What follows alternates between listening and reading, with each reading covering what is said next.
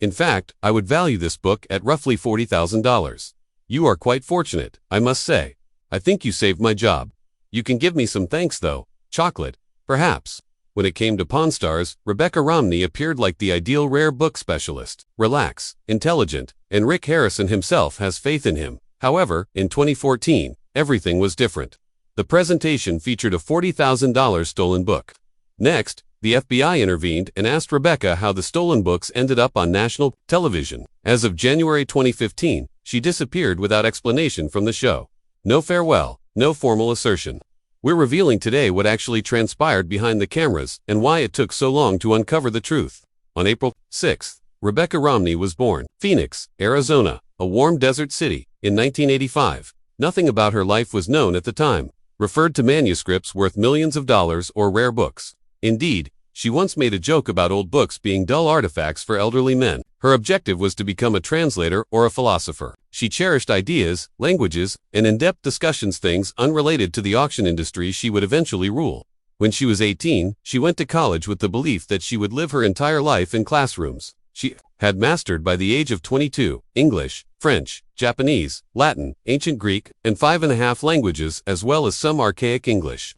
She spent 12 hours a day researching in order to teach herself. She once aced a university exam by translating a Greek papyrus from 300 BC. Her abilities would eventually enable her to detect forgeries that might have cost millions of dollars or collected. She studied from 2003 to 2007. Brigham Young University's Classical Studies and Philosophy programs. As her peers opted for more secure majors, Rebecca was occupied with deciphering ancient texts and arguing free will in 4-hour courses. Texts in their original formats. She completed more coursework, achieved a flawless GPA, and received awards upon graduating. Her argument compared to century Greek parts of the Republic of Plato at the time. No one was aware of this peculiar combination of She was getting ready for something amazing. With the help of philosophy and ancient languages, she committed a life-altering error shortly after graduating in 2007. Rebecca applied for what she believed to be a simple management position at Philadelphia's Bowman Rare Books. However, she discovered she had misread the job posting when she arrived for the interview. It was for an uncommon book specialist, something she had no knowledge of.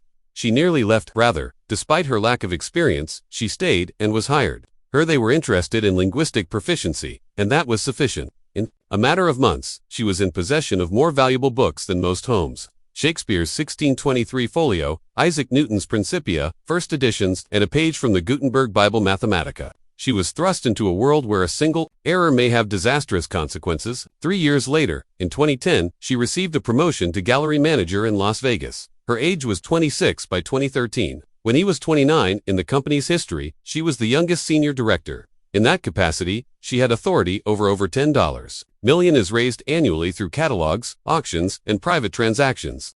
For a book printed in 1472, her patrons paid $300,000.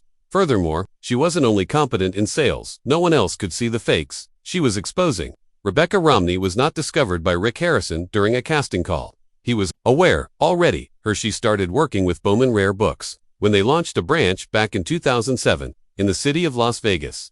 By 2010, she was in charge of the establishment. Gold had been run by Rick since 1989, as well as Silver Pawn, and the realm of antiques and rare books wasn't that big in Vegas. They met at neighborhood gatherings, through mutual relationships, as well as a mutual fascination with history. Thus, when Rick needed someone who was actually knowledgeable about old paper, not just books, but documents, he didn't ask producers to obtain an expert on handwriting or signatures. He picked up the phone, and gave her a call. She made her debut on Pawn Stars in 2011 as a result of the call. Not as a TV, that is rented personality, but off-camera, as someone you already trust. Their companionship expanded following filming. They even went on to dates at once. Fans were also unaware that the specialist in peaceful literature on screen wasn't a perfect fit. She was carefully chosen. On April 4, 2011, the first time she appeared in front of the camera during Season 4, she was given a pile of documents from the Civil War. One of them was an 1861 Confederate bond. If it's real, that might be worth $5,000. She looked at the ink, the texture of the paper, even the printing method used. She revealed a fake signature that decreased the value in less than 10 minutes. Between $10,000 and several $100s. The audience was riveted to the screen. As the cameras rolled, he spoke confidently and silently double-checked things. At the conclusion of the show, she wasn't merely another expert guest. The bookwoman was the one who took the display.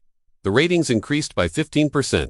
After that, if the pawnshop received anything composed of historical records, books, letters, or paper, Rebecca was the they called one. She made appearances in over 30 episodes from 2011 and 2020, alongside during the first 4 years. She had her most active run. During that period, she evaluated a variety of items, ranging from a $2,000 facsimile of a letter sent by Columbus in 1493 to the Declaration of Independence's original broadside, valued at $15,000. She astounded everyone in 2013 by confirming what ultimately turned out to be notes associated with Edgar Allan Poe, concealed within a manuscript deemed useless. She even dealt with the 19th century slave trade documents and clarified how to provide such a profound value to something connected to suffering in the past. She was writing almost 3/4 of the show's paper by 2014, Associated Evaluations. She had some difficult calls. She once disproved a hoax. Someone thought a Shakespeare folio was worth $10,000. No, it wasn't. What caused? She was unique in more ways than one.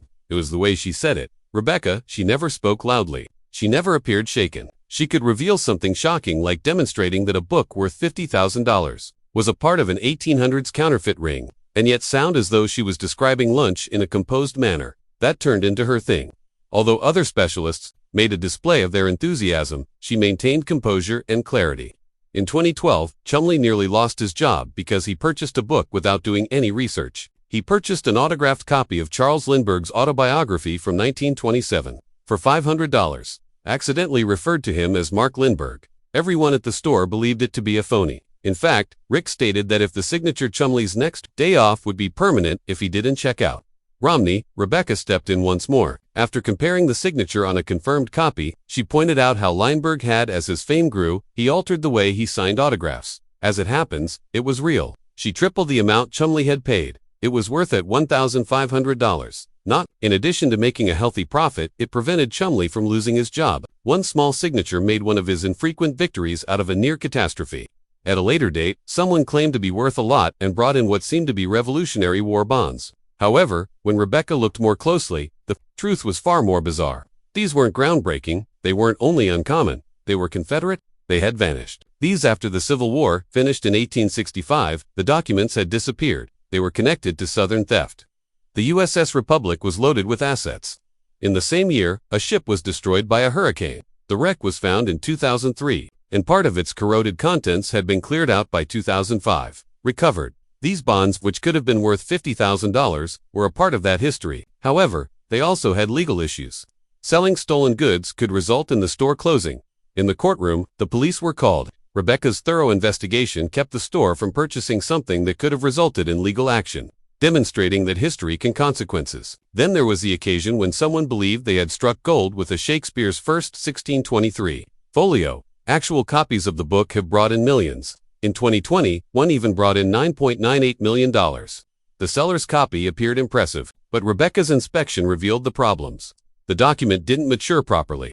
The ink had some imperfections and appeared overly clean. That authentic books that are 400 years old always have. She thought it might be a hoax. Motivated by the 1619 so-called fake folio, Thomas Pavier and William Jaggard created a deceptive collection. Even though this one wasn't close to becoming valuable. Had Rick purchased it, the store could have lost thousands. They avoided one of the most expensive errors in Pawn Star's history, because to her keen observation, however, at times, the objects were equally forceful and as real as they could be. That's what occurred when a first edition of Charles Darwin's On the Origin of Species was brought in. The book was published on the first day, November 24, 1859. It sold out.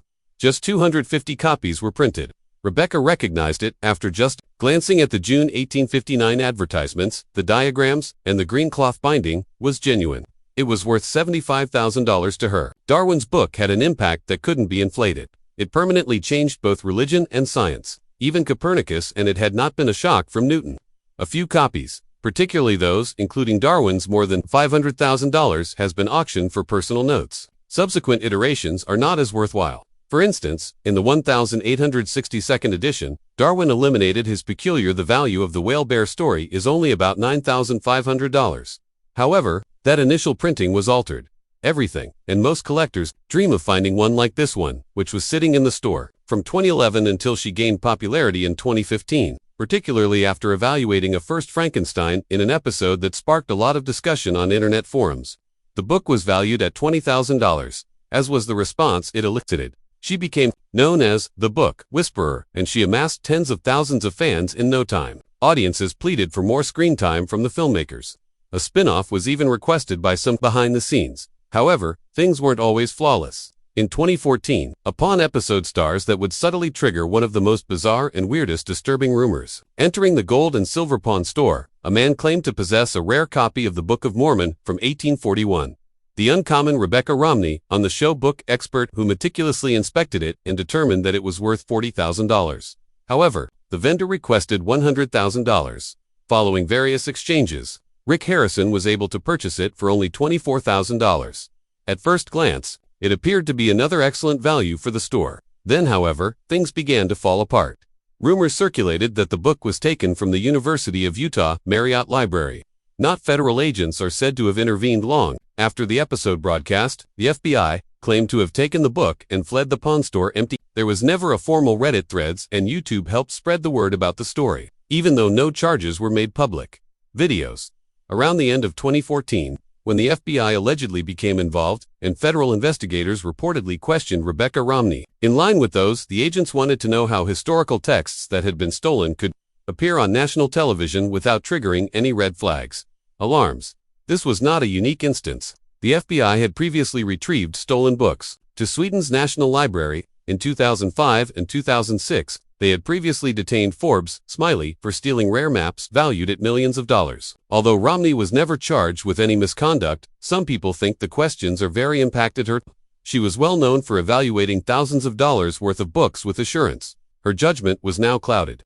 January 10, 2015, followed. Rebecca, in what would be her final Pawn Stars appearance, Romney evaluated a 1734 pirate book. As usual, Rick haggled the price down from the $1,000 she claimed it was worth to $400. She vanished in an instant. 4 years into the show's run, and 19 episodes, no farewell was given. Her absence was not explained by the History Channel. Questions flooded the forums. Had she lost her job? Was the scandal involved? Some even thought she had gone. Following a personal catastrophe, others cited the increasing criticism of the show, charges of staged transactions, fabricated evaluations, and behind-the-scenes disputes. Fans, however, saw something strange. Rebecca Romney never took away the Pawn Stars, despite her disappearance from the show.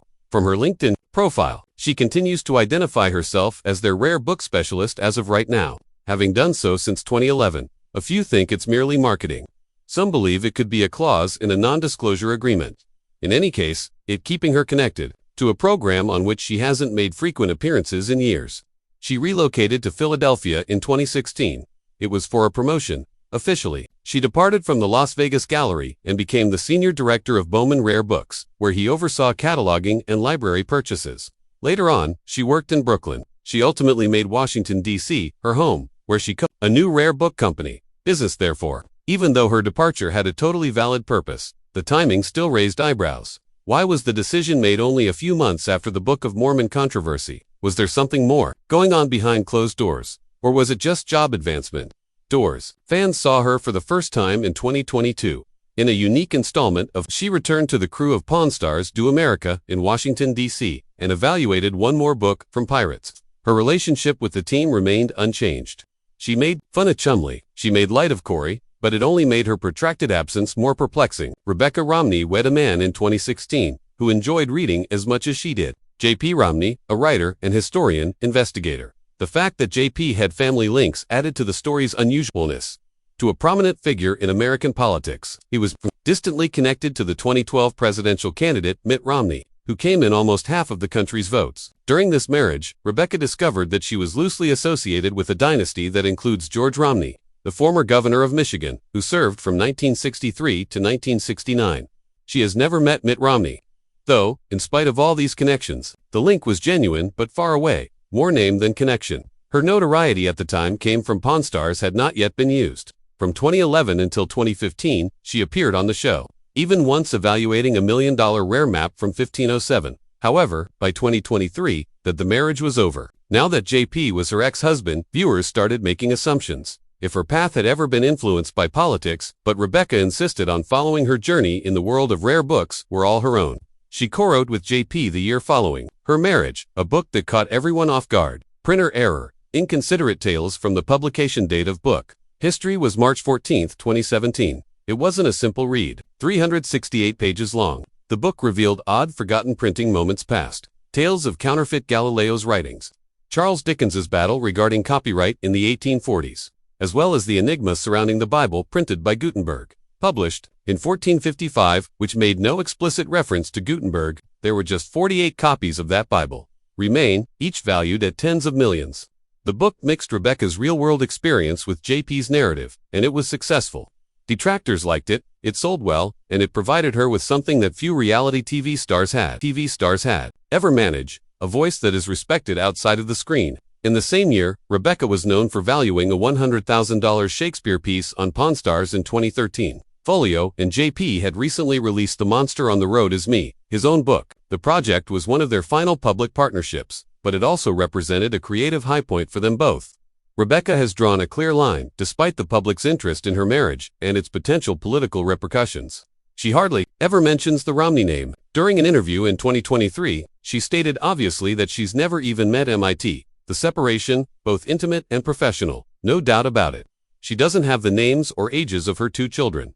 Are open to the public. While she continues to use the Romney name in her professional life, supporters have observed her lack of willingness to speak. During a fan Q&A, she dismissed inquiries about relationships and celebrity.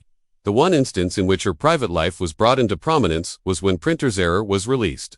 And even then, the focus was on the work rather than the marriage. She continued by Edit Projections, a science fiction anthology, in 2020, and ensured that the focus remained on the tales rather than her.